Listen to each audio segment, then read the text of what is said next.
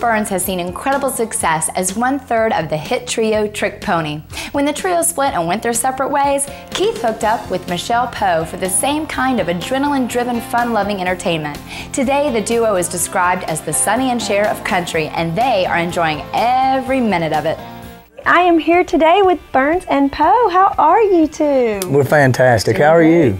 So good to see you. This is exciting because you two teamed up together and have a really unique, great, fun duo going on. I mean, a lot of people on Music Row have compared it to like Sonny and Cher of country music. What do you say to that?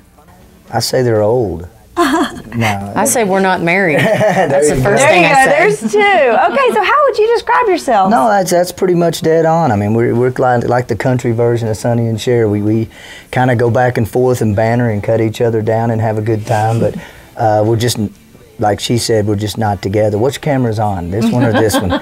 We're not together. That's basically it. You know, but she's, to be honest with you, you got the scoop here, she's too old for me.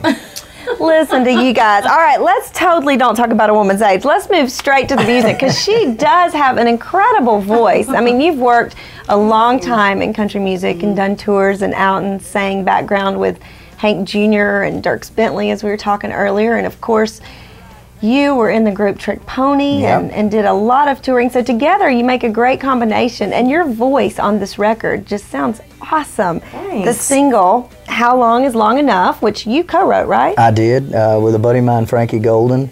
Just one weekend while she was out playing bass for Hank.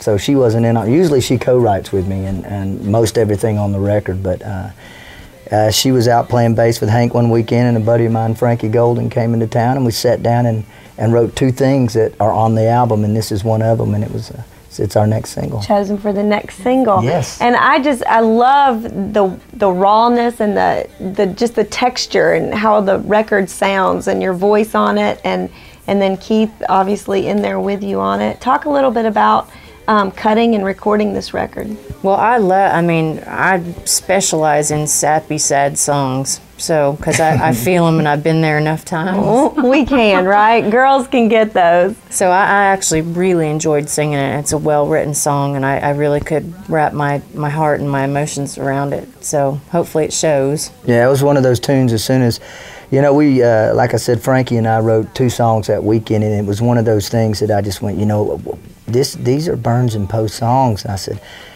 and I just can't wait for Michelle to sing this, especially this one here. I said, I just know she's going to knock this out of the park, and she did, and I'm very proud of this record. You can bet on this, don't get no better than that. Yeah, get in the frame of mind, have a good time, take the road ahead and leave your cares behind. People are really grabbing and loving what you're doing and grasping on, and well, we hope so. You know, I mean, we're making friends and fans everywhere we go, and you know, in this business, all you can really do is just what you do, and if people like it, great, and if they don't, you know, you certainly have known me long enough to know that I'm not changing anything that I do, and Michelle's not changing anything. We're just doing what we do, and hopefully the people will buy into it. And it's working. And something else that's cool is you guys, it's not, I mean, it's different on every song. The last single, you were the lead, and on this one, now Michelle is. So let's talk a little bit about that. How do you determine, obviously, I guess, the gender preference on the song? That works out pretty cool, because you can sing any type of song. Yeah, well, this one could go either way, from a male perspective or female, but like I said, I love singing the hurtful, soulful songs. I feel those. So I said, this one's mine. And then you do a lot of duets together. I mean, half the album, right? Yeah, almost half the record. In fact, half the CD are duets. I mean, legitimate True. Kenny and Dolly, Islands in the Stream type duets. So tell me how long is long enough? Tell me, when does a heart give up? Tell me when. And your album release date is set for? Early October. So everybody, look forward to hearing the new single, How Long Is Long Enough. And we are here today on Inside Music Row with Burns and Poe. How long is long enough? With a new label home on Blue Steel Records, the duo is ready for bigger and better things. Keep an ear out for their latest Don't Get No Better Than That on radio stations everywhere.